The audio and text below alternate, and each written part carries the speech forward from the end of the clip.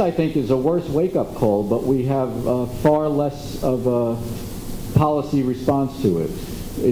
This, I think, should have really strengthened our resolve to begin planning to phase in a new series of clean energy technologies, a national grid that would be able to take electricity produced by various kinds of energy and get it from places where it's abundant to places where it's needed.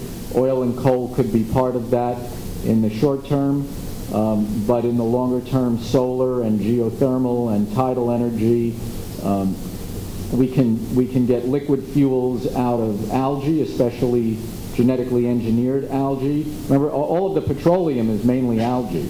So there is new technology now that will be able to replace petroleum with liquid fuel from algae, and it's already been tested and jets have flown on it and that kind of thing. But these need federal policies to encourage them. The nation has to get on a footing that says that the era of fossil fuels is the era of the 20th century, and we need to look ahead and do new and different things. That doesn't seem to be happening yet. The other thing is that there was incredibly poor oversight on these rigs. So as Jim mentioned, you know, the plan was just cut and pasted from Alaskan plans. It talked about walruses. It talked about things that were wholly inappropriate for the Gulf. On the day that the rig exploded, there were guys arguing about, you know, what is this? One pressure gauge is showing a problem and the other says the pressure is zero. There should be a policy that says that if there's a disagreement, the operation gets shut down, and you know, people can't just argue about it. That the blowout preventers have to be tested and maintained. That you have to have certain things that are done depending on how deep the rig is. You know, different kinds of checklist procedures and that sort of thing. So I think that there are a number of things that can be done to make it safer and to use the event that happened to convince us, for this and for national security and a lot of other reasons, that this is a dirty and dangerous business and that we need to look to the future. Question up here. One question for you guys, actually, too. I went to a forum on economics, and a person posed this idea that economics is driven by science and morals. So I'm going to reverse that tonight. First off, do you think this oil spill, or just the reactions to it, is economically driven? Do you think that if we weren't in a recession, it wouldn't be as bad as it is? And going forward, if the economy or anything like that recovers, do you think this will be able to be prevented more often? Or do you think that there's going to become a realization that in reality everything is economically driven and that even science can't prevent something that's monetarily funded? I would like just to... Glad I answered the last question. I'll jump way off the deep end and answer that, although no training in any of those areas. It's my personal belief, and this is personal, not scientifically based, that economics does drive everything, but I think clean environment can be economic, and it's about time we realize that. The best news I've heard in a long time was the announcement this week that Google was going to fund this offshore power cord that was going to make offshore wind farms economically feasible.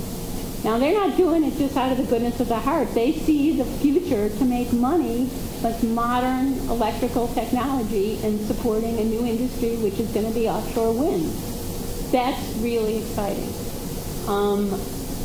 The kinds of controls that are needed to make drilling safer in the Gulf, what Carl was just talking about, are desperately needed. I'm hoping this bill will lead to some of that coming into place. But already BP is saying, well, if we have to do this, we won't make money drilling oil. Well, they can't make money drilling oil. Maybe they'll move into wind farms.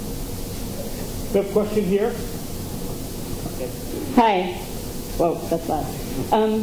At what point do we blame the journalists? I mean, we see this positive feedback cycle of loss of money in the journalism industry, goes to loss of good journalists who know things about science, goes to more sensational journalism. But at what point do we stop sitting around a lecture hall saying to people who already believe this is really bad, we need the rest of the population to say, we need to stop using oil?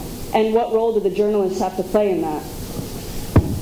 Well, as I said, for the most part, journalism is only good as the people we're dealing with are willing to be and to help us and to give us information. One of the things I discovered in preparing for tonight was there's a site called the Daily Glob, G-L-O-B, which has an amazingly comprehensive amount of information available. So I think journalists aren't the cops of the society. We're reporting what happened. Knowledge is important, and spreading that knowledge is important, but I don't think we're the ones who are going to have the answer for you. I think this, as I said before, this is a matter of national strategy, as Mandelbaum has said. You have to make it so that oil becomes so expensive that we have an incentive to develop other types of fuels. And that's a political question, not a journalistic question. These oil-eating bacteria that occur naturally in the Gulf are now very well fed and happy, and I assume reproducing in great quantities. What do you see as the effects of the imbalance that has created? Well, there was a concern for a while that this hydrocarbon input would lead to extrabacterial activity, which would lead to additional oxygen depletion in addition to the oxygen depletion already there from the dead zone. That didn't seem to occur. And like I said, the bacteria will eat the oil, but it's a slow process. It's not days, it's months. And there's really no real good way to accelerate it, particularly in the water column.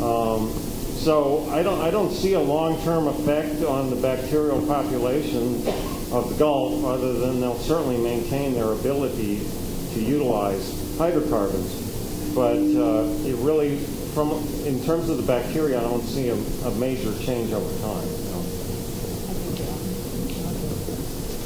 Yes, would someone care to address the implications of the methane gas hydrates, not only from a safety issue on the drilling rigs themselves, but also the larger implication of its effects on global warming? I can talk about that.